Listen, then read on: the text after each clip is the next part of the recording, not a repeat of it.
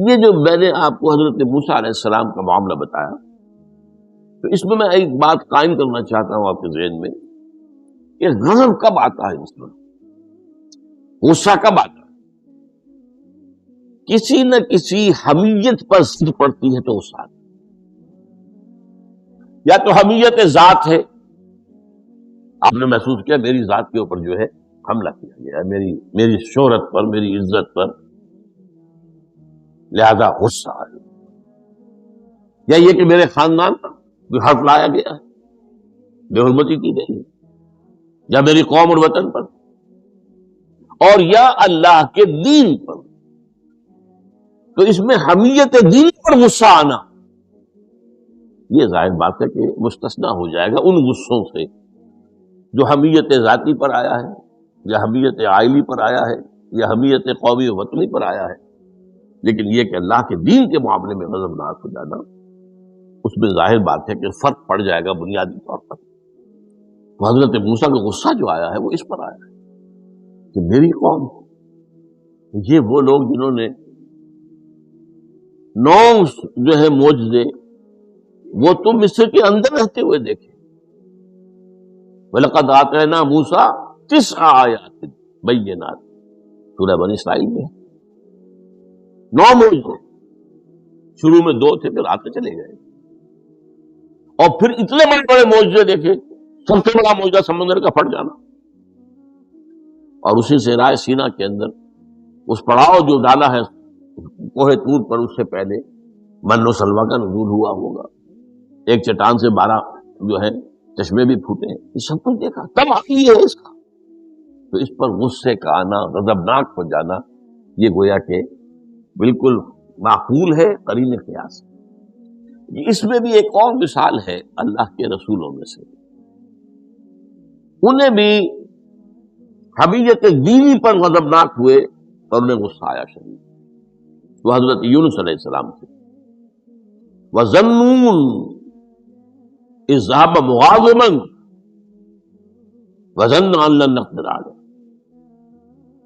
نینوا ایک شہر ہوتا تھا عراق کے شمال کے اندر، وہاں یہ بھیجے گئے تھے رسول بنا کے، انہوں نے دعوت دی، جو بھی تلقین، نصیحت، تبلیغ، حق ادا کر، قوم ایمان نہیں لائی، کفر پر اڑی رہی۔ اس کے بعد یہ غضبناک ہو کر، اب یہ غضب جو ہے یہ دین کا غضب ہے، اپنی قوم کو چھوڑ کر چلتی ہے۔ لیکن یہاں ایک خطا ہو گئی۔ حضرت موسیٰ سے خطا کیا ہوئی تھی کہ وقت معین سے پہلے پہنچے،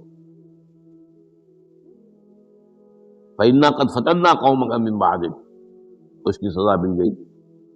یہاں غلطی کیا ہوئی کہ رسول جو قوم کی طرف بھیج دیا جائے، جس قوم کی طرف یا جس شہر کی طرف یا جس علاقے کی طرف، جب تک ایکسپریس پرمیشن اللہ کی نہ آ جائے، رسول جگہ چھوڑ کر نہیں جا سکتا۔ یہاں یہ ہے کہ وہ اتنے غضبناک ہو گئے کہ یہ بات جو ہے یہ ذہن کے سامنے نہ رہی، اور آپ اپنی قوم سے ناراض ہو کر، یہ بدبخت قوم جو ہے یہ تو ہلاک ہو کر ہی رہے گی، تو یہ چھوڑ کر چلے گئے، یہ غلط نہیں۔ چنانچہ آپ کو یاد بھی آ گیا ہوگا کہ جب ہجرت مدینہ کی اجازت آ گئی ہے اللہ کی طرف سے عام صحابہ کے لیے، تو آپ نے کہہ دیا چلے جاؤ مدینے جاؤ، آپ خود نہیں گئے، جب تک کہ ایکسپریس پرمیشن، واضح طور پر، معین طور پر آپ کے لیے اجازت نہیں آ گئی، اس وقت تک آپ نے مکے سے سفر نہیں کیا۔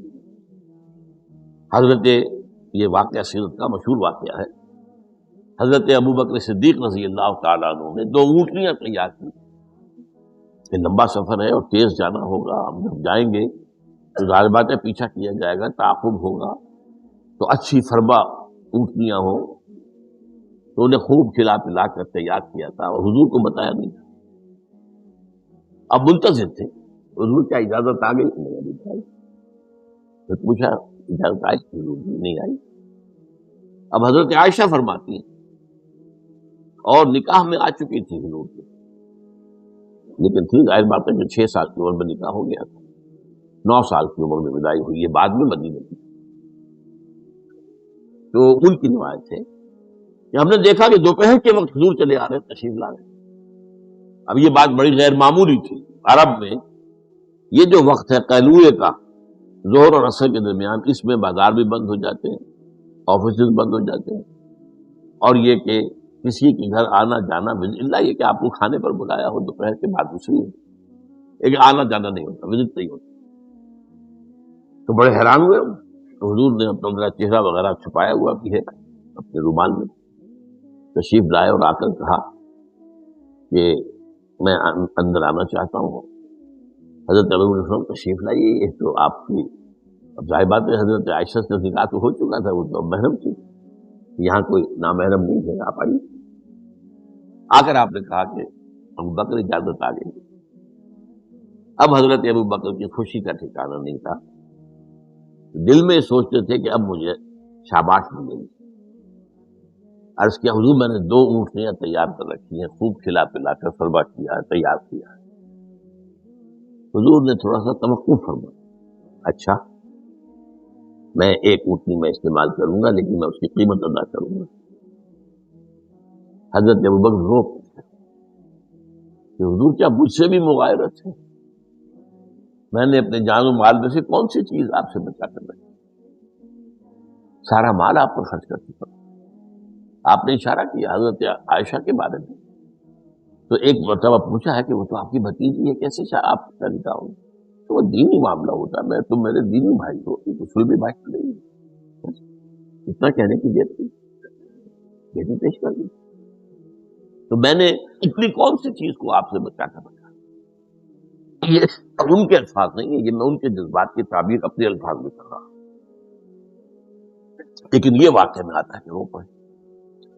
تو بہرحال یہ جب تک ایکسپریس پرمیشن نہیں آتی اس وقت تک رسول نہیں جا سکتا. حضرت یونس چھوڑ کے چل گئی.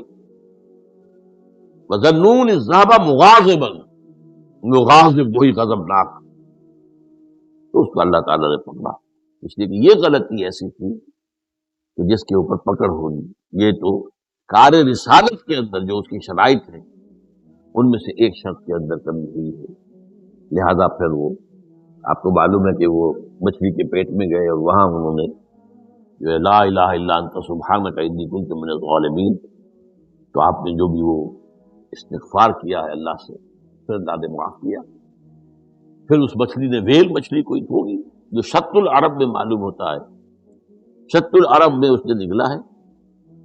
اور شط العرب یہ دونوں دریا جو ہیں فرات اور دجلہ جب عراق کے جنوب میں آ کر ایک ہو جاتے ہیں، وہ تو گویا کہ ایک بڑا سا چھوٹا سا سمندر بن جاتا ہے، اتنا بڑا وہ شط العرب کہلاتا ہے.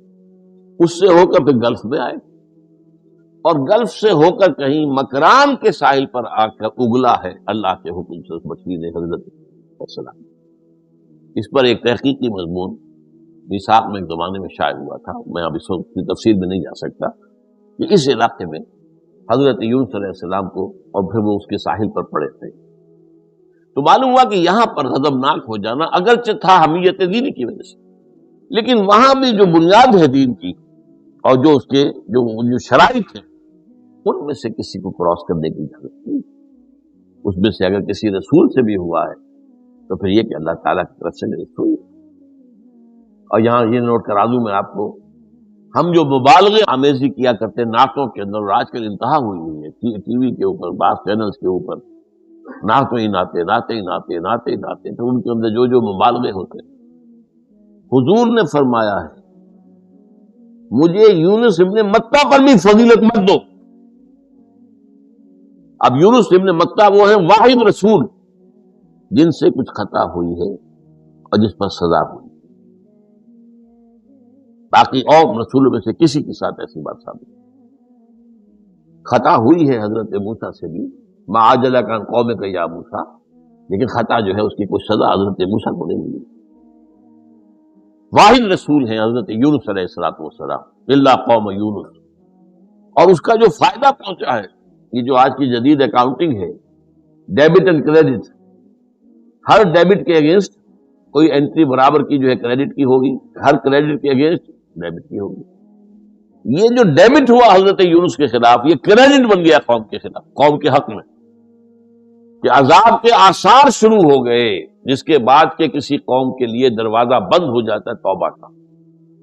جیسا کسی فرد کے لیے جب موت کے آثار شروع ہو جائیں اب توبہ کا دروازہ بند ہے، تو جب وہ عذاب کے آثار شروع ہو گئے وہ قوم کو یاد آ گیا کہ یہ بات وہی ہو گئی جو یونس کہا کرتا تھا علیہ الصلوۃ والسلام۔